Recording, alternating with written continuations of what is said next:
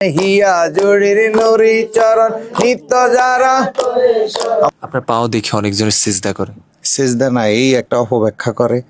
আমরা অনেক সময় আমাদের জুতা ঠিক করতে কপাল নয়, এটা সেজদা না। তোমরা আর যেও না মোল্লার কাছে, তওবা করেছি, এরকম একটা গান। আর যাব না মোল্লা পাড়ায়, তওবা করেছি। বাংলাদেশে ওলামা ইকরাম বলছে আপনি মুসলমানের কাতারে নি, আপনার এই যে ইমান হারা ব্যক্তি এবং ভণ্ড প্রতারক বলছে অনেকেই। যারা বলছে তারা যদি আমার সাথে একদিন দুই দিন থাকতো, মিশতো, কথা বলতো, তাহলে ওরা বলতে পারতো। আন্দাজি যারা কথা বলে, কোরআন বলে, আমি যদি কই তাইলে আমার ছাড়া ভাঙিয়ে নেব। এটা আল্লাহর কোরআনে কয়, আল্লাহ কয়, এবার আপনি বিচার করেন। এই যারা আন্দাজে কথা বলে। 5 ওয়াক্ত নামাজ কোরআন এবং হাদিসে কোথাও নেই আপনি বলছেন। আমার কথা হইলো কোরআন শরীফের সূরা আনকাবুতের 45 নম্বর আয়াতে আসছে, ইন্নাস সালাতা তানহা আনিল ফাহশাই ওয়াল মুনকার। অবশ্যই নামাজ খারাপ কাজ, অশ্লীল কাজ থেকে বিরত রাখে। আপনি কি মসজিদে গিয়ে নামাজ পড়েন না? আমি বর্তমানে মসজিদে ভয়ে যাই না। কেন যাই না? আমাকে অতর্কিত হামলা করতে পারে, এই জন্য। আমি 5 ওয়াক্ত নামাজ পড়ি এবং কি 24,600 ওয়াক্ত নামাজ পড়ি, 21,600 ওয়াক্ত উঠিতে বসিতে খাইতে শুইতে নামাজ পড়ি, নামাজে থাকি, নামাজ কায়েম করার চেষ্টা করি। নামাজ পড়ার তো কথা নেই, নামাজ কায়েম করার কথা আছে। মরণকালে চিন্তা করে যে আমার কালিমা নসিব যেন হয়, কিন্তু আপনার ঢোলবাসির কথা কেন বলছেন? আমার মরণে কালে ডোলে বাঁশি বাজা। সূরা মুমতাহিনার মধ্যে আসছে, ইয়া আইয়াতুহান নাফসুল মুতমাইন্না ইরজিই ইলা রাব্বিকি রাদিয়াতুম মারদিয়া। তোমরা রবের সাক্ষাতে আসো পবিত্র আত্মা নিয়ে। মানে মৃত্যুটা যেন হয় পবিত্র আত্মা নিয়ে, আনন্দময় আত্মা নিয়ে। তো তাইলে আমি দুনিয়াতে থেকে সাধন ভোজন করে পবিত্র আত্মা নিয়ে মওলার সামনে যাব। তাইলে আমাকে আমার মওলার সামনে আমাকে নিয়ে যাবে, ডোলবাসি বাজিয়ে নিয়ে যাবে আনন্দের সহিত। কিন্তু ঢোল তবলা বাজানো আমরা তো জানি হারাম। আপনারা তো অনেক কিছুই জানেন হারাম। তো কোনটা হারাম কোনটা হালাল সেটা একদিন বসলে সুন্দর করে হাদিস কোরআন দিয়ে আপনারাও বুঝিয়ে দিবেন। কার সাথে বসতে চান আপনি? আপনি ভালো সহনশীল, যারা গাদ্দার না, উগ্রবাদী না, উগ্রতা নাই, ওইরকম কাউরে নিয়ে বসলে। মুফতি রেজাউল করিম আবরার, মুফতি রেজাউল করিম আবরার তো উগ্র। মুফতি মিজান সাহেব, ওনাকে আমি চিনি না। এনায়েতুল্লাহ আব্বাসী, এনায়েতুল্লাহ আব্বাসী উগ্র। তাহলে আপনি কার সাথে বসতে চান? ওলামা ইকরামের সাথে বসবেন না আপনি? অনেকে তো বলছে যে আপনার ইমান নাই। আপনি কি মনে করেন আপনার ইমান আছে? ইমান কি দেখা যায়নি? লাল না সাদা, কালো না বাড়ি, বুঝা যায় নাকি? ইমান হইল বিশ্বাসের জায়গা। আপনি কি আল্লাহ এবং তার রাসূলকে বিশ্বাস করেন? বারে বা এটা বিশ্বাস না করলে জীবন থাকবো নি। কোরআন হাদিস? 100% বিশ্বাস। হাদিস? হাদিস মানে হাদিস শব্দের অর্থ কথা। কথা না মানলে আমার মুখে তো বন্ধ করে দিই। কোরআনের মধ্যে আছে নারী পর্দার কথা, কিন্তু আপনি তো 2জন নারী আপনার পিছনে। সূরা তাওবার 71 নম্বর আয়াতে বলছে, মুমিন নারী মুমিন না পুরুষের বন্ধু। তাহলে কি দেখা দেয়া যাবে? কেন? মক্কা মদিনার নামাজ যদি এ দেশে চলে, মক্কা মদিনার রোজা যদি এ দেশে চলে, তাহলে আপনি হিড়া চালাইবেন না। আপনি বলছেন যে গাঁজা খাওয়া যাবে। গাঁজা খাওয়া যাবে এই কথা কোথায় বলি নাই। সরকারি একটা আইন আছে 2.2, এরপরে 5 পয়েন্ট গাঁজা আপনি সেবা করতে পারবেন। কত পার্সেন্ট বলেছেন? মানে আমি বলছি বা আপনাকে মাদকা নিয়ন্ত্রণ অফিসে যদি আপনি একটা আবেদন করেন, ওখানে আপনাকে সরকার বিচার বিশ্লেষণা করে 2.25 গ্রাম আপনার সাথে রাখতে পারবেন। আচ্ছা, কার্ড দিবে। আল ওলামা ওয়ারাসাতুল আম্বিয়া, আলেমগণ হল নবীগণের ওয়ারিস, কিন্তু আপনি বলছেন সে আলেমদের তোমরা আর যেও না মোল্লার কাছে, তওবা করেছি, এরকম একটা গান। আর যাব না মোল্লা পাড়ায়, তওবা করেছি। আমি যারা হক্কানি আলেম ওলামা তাদের কথা বলি নাই। যারা মোল্লার ভেষ ধরে, আলেমের ভেষ ধরে ভণ্ডামি করতেছে ওদের বিরুদ্ধে বলছি। যারা ভণ্ডামি, বলৎকারী, মসজিদে সহবাস করতেছে, ব্যয়াপনা করতেছে, নষ্টামি করতেছে, আমি তাদের বিরুদ্ধে বলছি। রাস্তায় হাঁটতে কি ভয় পান? না, কোনো ভয় নেই। যে কোনো সময় তো আবার হামলা আসতে পারে। 100 বার আসক, আল্লাহর উপরে ইমান আছে। কেন? আল্লাহ বলছে, তুমি যদি ইমানদার হও 5,000 ফেরেস্তা দিয়ে রক্ষা করি। আরো যদি দরকার হয় তখন আল্লাহ আরো ফেরেস্তা ফাটায়। সূরা ইমরানের মধ্যে আসছে। কিন্তু মানুষ তো বলছে আপনি মানুষদেরকে, আপনার এই যে পীর মুরিদির যে বিষয়টা, মানুষদেরকে পথ ভ্রষ্ট করছেন। আমি একজন মানুষেরও বলি না যে আমার কাছে আসো, আরো আসলে উল্টা পাল্টা করে দূরে দিই। আপনার পাও দেখে অনেকজনের সিজদা করে। সেজদা না, এই একটা অপব্যাখ্যা করে। আমরা অনেক সময় আমাদের জুতা ঠিক করতে কপাল নয়, এটা সেজদা না।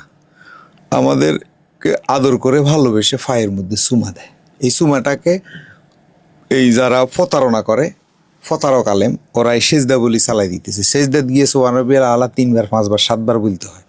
ওরা আমার পায়ের মধ্যে চুমা দিতে যায়, একবারও সুবহান রাব্বিয়াল আলা বলে না। তো এটা আমাদের পায়ে আদর করে মহব্বত করে চুমা দেয়, সেজদা দেয় না। আমরা দেখছি আপনি মাজারে গিয়ে সিজদা করছেন 2 হাত দিয়ে। তো একজন মৃত ব্যক্তি যখন একটা মানুষ মারা যায় তখন সে কি কিছু দিতে পারে? ওই কবরটার মধ্যে হয়তো আমার দাদা, হয়তো আমার বাবা বা আমার বুজুর্গ ফির আছে, মাটির নিচে আছে, যে আমি 100% জানি।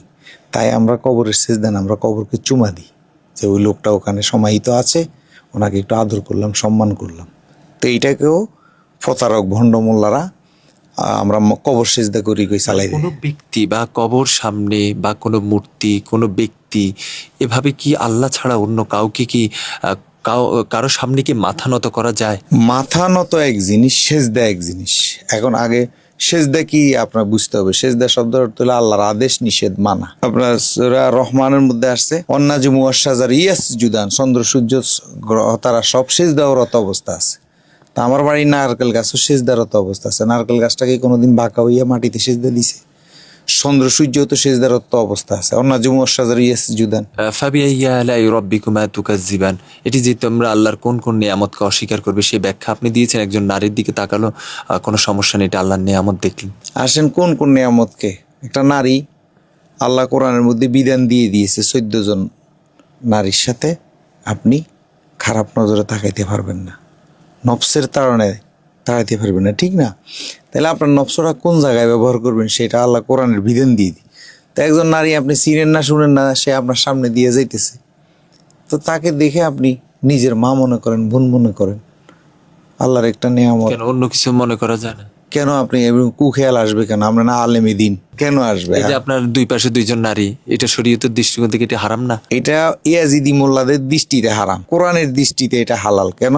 সূরা মুমিন, সূরা তওবার, মুমিন নারী, মুমিন পুরুষ। তাহলে আমাদের কাছে একটা নারীও নিরাপদ। যদি এই যে পুরুষরা আসে, ওরা যদি বুঝতো যে ওদের নারীগুলো এখানে নিরাপদ না, কখনো তাদের বউ স্ত্রী ফলাফল নিয়ে আসতো না। ওই যারা বলে এগুলা, ওদের কাছে তো একটা ছেলে বাবু নিরাপদ না, ওদের কাছে নারী তো দূরের কথা। আচ্ছা, আপনাদের যে যাদের ছেলে মেয়ে হয় না, মহিলারা আসে বাবার কাছে দোয়ার জন্য, তো বাবা কি ছেলে সন্তান দিতে পারে? আল্লাহ কোরআনে সূরা আরাফের 56 নম্বর আয়াতে বলছে ইন্না রাহমাতাল্লাহি করিবুম মিনাল মুহসিনিন, অবশ্যই আল্লাহর রহমত মুহসিনিনদের কাছে। তাহলে একজন মুহসিনিন ব্যক্তি, আল্লাহওয়ালা ব্যক্তি যদি আল্লাহর কাছে ফরিয়াদ করে, বা ওই যেই লোকটা আসছে যে আল্লাহ আমাদেরকে পৃথিবীতে পাঠাইছে মাতা পিতার মাধ্যমে, ডাইরেক্ট পাঠায় নাই, একজনের মাধ্যমে যদি আল্লাহ ফরিয়াদ করে, যদি বুঝে যে গোলাম মঈনুদ্দিন একজন পবিত্র আত্মার মানুষ, সুন্দর মনের মানুষ, আল্লাহ হয়তো তার কাছে গেলে, আল্লাহর কাছে ফরিয়াদ করলে হয়তো আল্লাহ তাকে দিতে পারে। এই উদ্দেশ্যে নিয়ে আসে। তা আসলে গড়ি যায়, অনেকেরই ছেলে সন্তান হয়ে যায়, নিঃসন্তান। নাইলে এসব বলি আল্লাহর কাছে যায় কেন? মোল্লারা এত বিরুদ্ধে করে, যাইও না, বাবারা ইডা করে হিডা করে, ইডি হুনিও তো সানগ্রামে শালীন বাজারে হাজার হাজার মানুষ যাচ্ছে। তাইলে মোল্লাদের কথার যে কোনো তাসির নেই, ইডাও তারা বুঝে না। এই যা মোল্লাগো জায়গা আমি বলি আমি আত্মহত্যা করতাম, কিন্তু আমি এত বুঝাই, তোরা উলির দরবারে যাইছে, টিপু বন্ড এর কাছে যাইস না, তো এরা যায়। আর এই কথাগুলো বলছেন যে আবার তো হামলা আসতে পারে। ধর এসব হামলা টামলা আমি বহুত আগে খাই হজম করিয়ে এলাইছি, ওইগুলোর ভয় পাই না। সত্য সত্য বলতেছি, আপনার অবুঝ লোক থাকবে, হুসাইনকে হত্যা করছে, মনসুরকে হত্যা করছে, তো ওদের থেকে কোনো আমি বড় না। আচ্ছা, কোরআন হাদিস কি কোনো তর্ক যুক্তি দিয়ে চলে? তক্র যুক্তি দিয়ে কিছুই চলে না, আবার সব কিছু চলে। টমাটো খান আপনি তক্র যুক্তি দিয়ে, কোরআনে নাই। আপনি ফুঁড়ি মাছ খান তক্র যুক্তি দিয়ে, আপেল কমলা খান তক্র যুক্তি দিয়ে, আর খাজুর খান কোরআনের কথা, খেজুর কোরআনে আসছে। তাইলে আপনি গরুর গোস্ত খান তক্র যুক্তি দিয়ে। আপনি যে কথাগুলো বলেছেন, এই কথাগুলো নিয়ে কিন্তু বাংলাদেশে 2টি পক্ষ, সুফিবাদ এবং যারা অন্যান্য ওলামা ইকরাম, তারা তো আপনার এই কথাগুলো নিয়ে তারা আপনার উপরে ক্ষিপ্ত এবং আপনাকে ভণ্ড প্রতারক বলছে। তো এই বিষয়গুলো বলার পরে এখন কি আপনি চান যে তাদের সাথে বসার জন্য?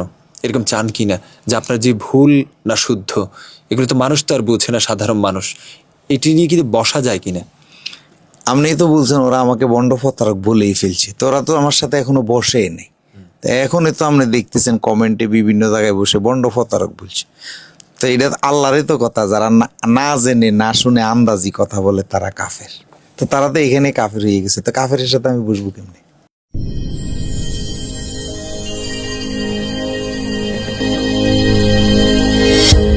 ভিশন 24, দৃষ্টিতে বিস্ময়।